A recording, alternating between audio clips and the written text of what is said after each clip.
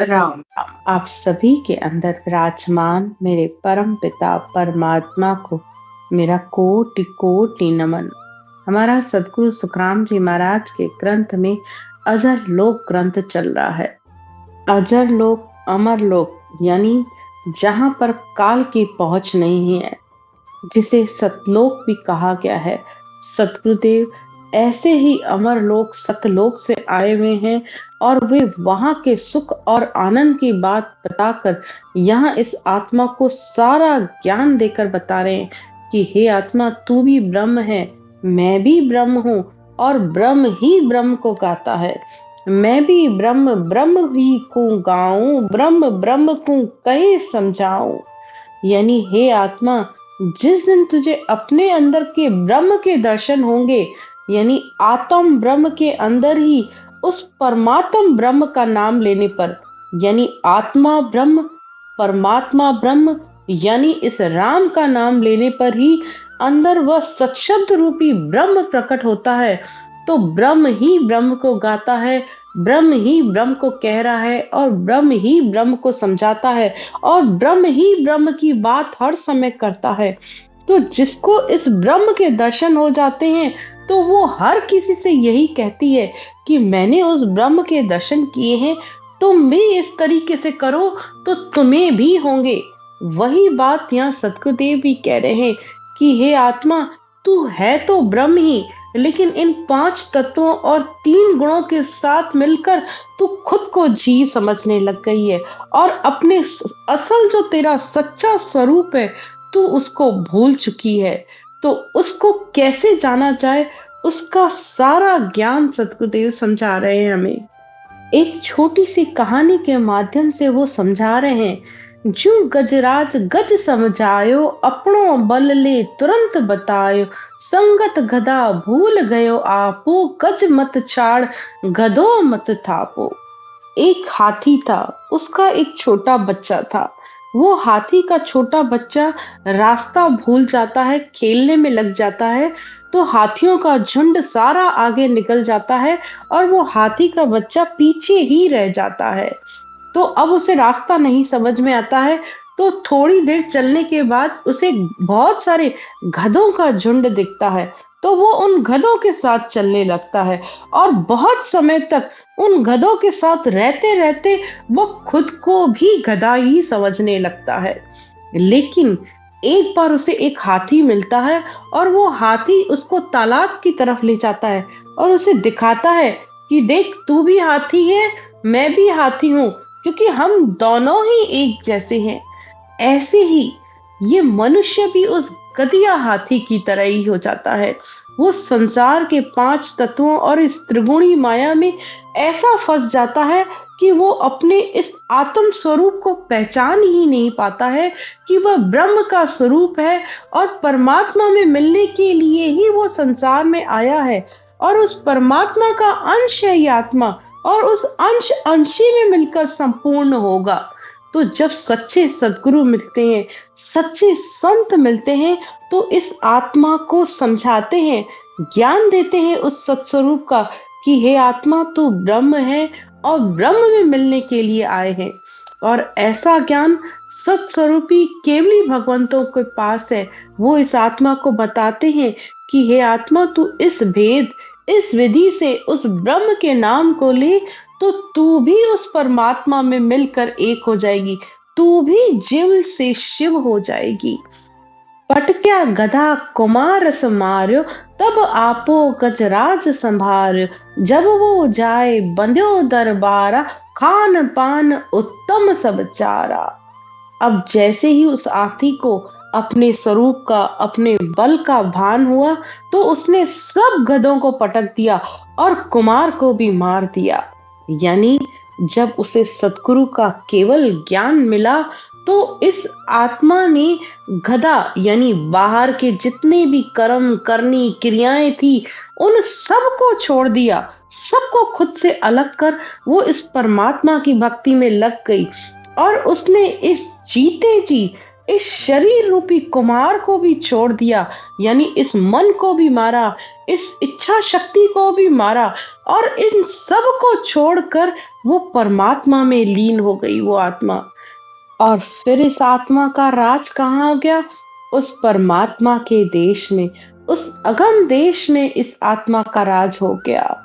और बाहर उस हाथी को जब अपने स्वरूप का भान हुआ, तो वो राजा की शाही सवारी करने लग गया। उसे खान-पान सब कुछ उसका अच्छा हो गया। सहज में ही सब कुछ उसे मिलने लग गया। ऐसे ही ये आत्मा जब केवल भक्ति करती है तो उसको परम पद की प्राप्ति हो जाती है और इस आत्मा का जन्म मरण मिट जाता है। तो इस आत्मा का गधिया हाथी वाला हाल है। तो इस आत्मा को इस गधिया हाथी से मुक्त करने के लिए, इस आत्मा को अपने स्वरूप का भान कराने के लिए संसार में संत आते हैं और ऐसा केवल ज्ञान देते हैं। यूं हंसा को कह समझायो, अपनो स्वरूप माय दिखाओ। तुम तो ब्रह्म और नहीं कोई, आपो भूल रहो यूं सोई। तो संसार में जब केवली भगवंत आते हैं, औधाधारी संत आते हैं, वो ऐसा ज्ञान देते हैं कि हे आत्मा, तू अपने सच्चे स्वरूप को पहचान। तू ब्रह्म है, तू कोई और नहीं है। तू बस अपने आप को भूल गई है। और जब संतों का ऐसा ज्ञान मिलता है, तो ये आत्मा चेतन होकर भक्ति करने लग जाती है। देश देश का हंसा आवे, न्यारी बोली बैण सुनावे। अजर लोक का बायक नारा, बिरला लखे शब्द संसारा। देश देश का हंसा यानी अलग अलग साधना करने वाले, संसार में अनेक ही साधना यानी ज्ञान के मार्ग हैं। कोई सांख्य योग, कोई अष्टांग योग, कोई पवन योग, कोई हठ योग, कोई भक्ति योग। हर कोई अपना अपना ज्ञान बता रहा है। जो जहां पहुंचा है, जिस देश में पहुंचा है, वो वहां वहां की बात कह रहा है। जो वैकुंठ से आया है, तो वो वहां के सुख की बात बता रहा है। जो संत ब्रह्म से आया है, होण काल ब्रह्म से आया है, तो वो वहां की बात बता रहा है। कोई स्वर्ग से आया है, तो वो वहां के सुख की बात बता रहा है। जिसने जिस देश की प्राप्ति की है, तो संसार में हर देश की, हर संत की भाषा अलग अलग अपनी अपनी है। लेकिन सतगुरुदेव कहते हैं कि अजर लोक का बायक न्यारा। लेकिन जो अजर लोक, सतलोक के जो वचन होते हैं, वो न्यारे होते हैं और उसको विरली आत्माएं ही समझ पाती हैं और उस ज्ञान को धारण करती हैं। क्योंकि वो साधना का मार्ग सबसे अलग है। दो भाष्यो नर जब चल आवे, आप समझ और समझावे। अमर लोक की बैठक ऐसी, हले न चले न डोले नहीं तैसी। दो भाषा यानी जो दो भाषाओं को जानता है, जिसे हिंदी भी आती हो, इंग्लिश भी आती हो, तो जब यहाँ पर है तो वो हिंदी भाषा में सब समझते हैं, तो वो उस भाषा में बात करता है। लेकिन अगर आप विदेश गए हो, तो आपको इंग्लिश भी आना जरूरी है। अगर आपको नहीं आती है, तो ना आप उनकी भाषा को समझ पाओगे, ना वो आपकी बात को समझ पाएंगे। दोनों एक दूसरे की बात को नहीं समझ पाते हैं। ऐसे ही संसार में जो केवली संत आते हैं, उनको तीन लोक का भी ज्ञान सारा होता है, उनको समझ में आता है। और वो चौथे लोक से तो वैसे ही आए हैं, तो वे वहां के आनंद की बात यहाँ सबको बताते हैं और पूरा निर्णय करके बताते हैं कि तीन लोक का ज्ञान ये है, चौथे लोक का ज्ञान ये है। ये माया का ज्ञान है, ये ब्रह्म का ज्ञान है, ये केवल ज्ञान है। सब बातों का अलग अलग निर्णय करके बताते हैं। और फिर सतगुरुदेव कहते हैं, अमर लोक की बैठक ऐसी, हले न चले न डोले नहीं तैसी। यानी माया से हिलते नहीं है। यानी संसार में चाहे सुख आए चाहे दुख आए, समान वृत्ति, सब कुछ में समान समता भाव उनके अंदर आ जाता है। इच्छा से चलायमान नहीं होते हैं कि मिला तो ठीक, नहीं मिला तो ठीक। यानी अंतर में किसी भी तरीके की कोई इच्छा नहीं। यहाँ तक कि वो अमर लोक की भी इच्छा नहीं रखते हैं, वो भी परमात्मा पर छोड़ देते हैं। राम तेरी दाय पड़े जो कीज, भावे मोख मुगत भेजो, भावे दोखत भेजो।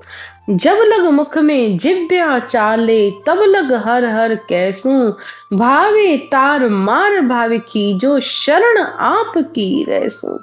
हे परमात्मा, जो तुझे अच्छा लगे तू वो करना। चाहिए तो मोक्ष देना, चाहिए तो दोखज यानी मुझे नरक में भेज देना, लेकिन मैं तेरी हर समय भक्ति करता रहूंगा। जब तक मेरे मुख में ये जिह्वा चल रही है, तब तक हे परमात्मा मैं तेरा नाम लेता रहूंगा। चाहे खींचो यानी चाहे तुम नाराज हो जाओ, चाहे तुम प्रसन्न रहो, मैं हर समय तुम्हारी ही शरण में रहूंगा।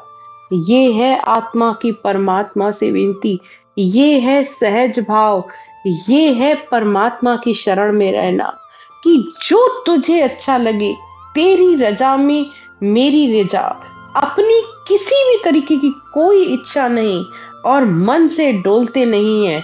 ये है अमर लोक में जाने वाले संतों की निशानी। यानी राई का 20वां भाग यानी अपनापन, अहपन, मैंपन बिल्कुल भी नहीं रहता है। तब ये आत्मा उस आलोक में पहुंचती है। फिर आके सतगुरुदेव कहते हैं, देही बंधे चढ़े आकाशा, उथले नैन सुन घर बासा। जैसे जैसे ध्यान में उसकी बढ़ता जाता है, जैसे जैसे सिमरन करता है, तो वो और आकाश की तरफ और ऊपर ये आत्मा चढ़ती जाती है। यानी परमात्मा के देश में से उसकी दूरी दिन ब दिन कम होती जाती है। उथले नैन सुन घर बासा। जैसे गुरु नानक से साहब के नेत्र हर समय उस शब्द ब्रह्म में लगे रहते थे, हर समय उनके नेत्र ऊपर की तरफ रहते थे, ऐसे उस आत्मा के ध्यान लगा रहता है। त्राटक बंद लगे जब सोई, ना भी पवन झीन सो होई। और जब त्राटक बंद लग जाता है तो ये आत्मा इन श्वास से भी अलग हो जाती है। यानी जब ये बंद लगता है तो ये सुरता शब्द से बिल्कुल जुड़ जाती है। फिर इस नीचे देही में श्वास किस तरीके से चल रहे हैं, क्या हो रहा है, उसको पता नहीं चलता है। लेकिन इस त्राटक बंद को खोलना जरूरी है, क्योंकि उस परमात्मा का देश अभी और आगे है। तो जब ऐसी स्थिति हो कि मुरटना बंद हो जाए, ध्यान बिल्कुल जुड़ जाए, तो आंखें खोलकर सिमरन करो, तो वो शब्द आगे से आगे बढ़े और ये आत्मा उसके पीछे पीछे बढ़ चलती जाए। रेचक पूरक कुंभक ध्यानी, अजर लोक की या सैनानी। बैठा हले चले नहीं कोई, मुखते चुपक बात नहीं होई। रेचक पूरक यानी श्वास और प्रश्वास में जब ध्यान कुंभक लग जाता है, यानी ईड़ा पिंगला सुखमणा तीनों मिलकर इस त्रिकुटी में एक हो जाती हैं और आगे सुखमणा में ध्यान होने लग जाता है। और इस अगम आवाजा यानी इस शब्द ब्रह्म की आवाज ऐसे पता नहीं चलता है कहाँ से आ रही है, कैसे आ रही है। आत्मा बस हर समय इस धुन का आनंद लेती रहती है। तब समझो उस आत्मा के अमर लोक जाने का मार्ग प्रशस्त हो रहा है। फिर इस मन में न कोई इच्छा रहती है, न किसी से, यहाँ तक कि फालतू बात तो करने की बिल्कुल इच्छा नहीं होती है। उसका मन हर समय इस ध्यान में लगा रहता है। रेच की ध्यान मन पर नासा, पूर की ध्यान मन चख्य बिचवासा। अब सतगुरुदेव ये रेचक पूरक ध्यान के बारे में बताते हुए कहते हैं कि जो रेचक ध्यान है वो नाक की अणी पर, यानी पूरा मन इस नाक की अणी पर लगाया जाता है, और पूरक ध्यान दोनों नेत्रों के बीच में यानी इस भ्रुकुटी पर लगता है। और कुंभक ध्यान जो है वो भंवर गुफा तक जाता है। कुंभक भंवर गुफा लग जावे, जहां कोई जुरा काल नहीं आवे। यानी कुंभक ध्यान भंवर गुफा तक जाता है और वहां पर काल की भी पहुंच नहीं है। ईड़ा पिंगला घर सूरा, सुखमण भर से झिलमिल नूरा। ईड़ा पिंगला यानी ये सूर्य नाड़ी और चंद्र नाड़ी, यानी ईड़ा लेफ्ट राइट और पिंगला राइट साइड से, ये धारो धार श्वास प्रश्वास में ये आत्मा रटना करती है और सुखमणा की सीर में इस भजन का आनंद लेती है। खट कमला खट चक्र सोधे, गुरु के ज्ञान मन प्रमोदे। खट चक्रा यानी 6 पूरब के कवल, 6 पिच्छब के कवल को इस आत्मा ने पूरी तरह से ये अपनी यात्रा पूरी की और वो इस 12वें चक्र पर आ गई। और ऐसे औदाधारी सदगुरु से जैसे-जैसे वो इस ज्ञान को सुनती है, ये अंतर मन, ये अंतर आत्मा बहुत ही प्रसन्न होती है। जिसको ज्ञान सुनना प्यारा लगता है ना, वो आत्मा रात-दिन भजन करती है। लेकिन जिसको ज्ञान सुनना अच्छा नहीं लगता है, समझो उसकी यात्रा रुक रही है, क्योंकि ये ज्ञान बिल्कुल ही अलग है।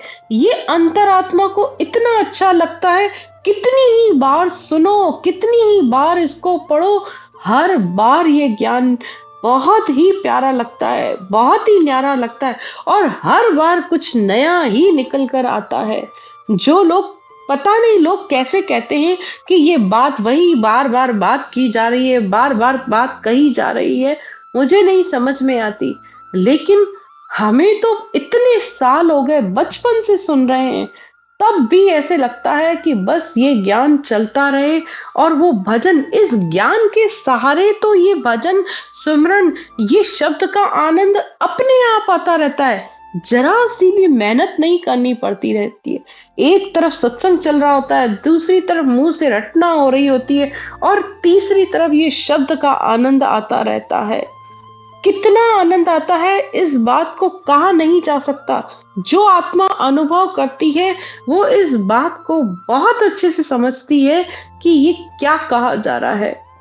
आगे सतगुरुदेव कहते हैं, द्वादश परे एक बारी सो लांघे संत हितकारी। द्वादश यानी 12वें चक्र की बात हो रही है। यहाँ पर इससे आगे केवल की बारी है और जो आत्मा इस केवल की बारी को पार कर जाती है, 10वें द्वार को फोड़कर बाहर निकल जाती है, तो वो आत्मा उस अजर लोक, अमर लोक की अधिकारी हो जाती है। रसना जप्या अजप्पो गावी, रग रग रोम रोम लिव लावी। तो फिर वो आत्मा रात दिन इन संतों के बताए हुए ज्ञान के अनुसार विधि से इस राम नाम को लेती है और हर समय इस नए अक्षर का आनंद लेती रहती है। 9 दरवाजा काल का वासा, 10वें द्वार अमर ऐवासा। 9 दरवाजों से जब तक इस आत्मा का श्वास निकल रहा है, यानी 2 आंखें, 2 कान, 2 नासिका द्वार, 1 मुख, 2 नीचे के द्वार, जब तक यहाँ तक सांस जा रहा है तब तक काल का वासा है। लेकिन जो 10वें द्वार को फोड़कर आत्मा बाहर निकल गई, वो अमर लोक की वासी हो जाती है। वहां सुनने में जाए समावे, उद्भुत बात कहण नहीं आवे। वो आत्मा शून्य में जाकर समाती है। वहां के आनंद की, वहां की बात अद्भुत है, जो कहने में नहीं आती है। वस्तु बानगी ले कोई आया, यूं हर जन ने बैण सुनाया।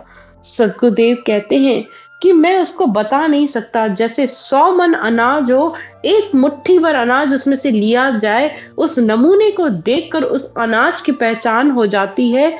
इसी तरह संसार में ये नए अक्षर का आनंद जो आत्मा ले रही है, वो उस परमात्मा के देश का आनंद उससे हजार करोड़ों गुना और अधिक है। ये बस नए अक्षर के रूप में उस परमात्मा की कृपा होती है तो इस आत्मा इसका आनंद लेती है। लेकिन आप परमात्मा के देश का आनंद उससे भी अधिक है।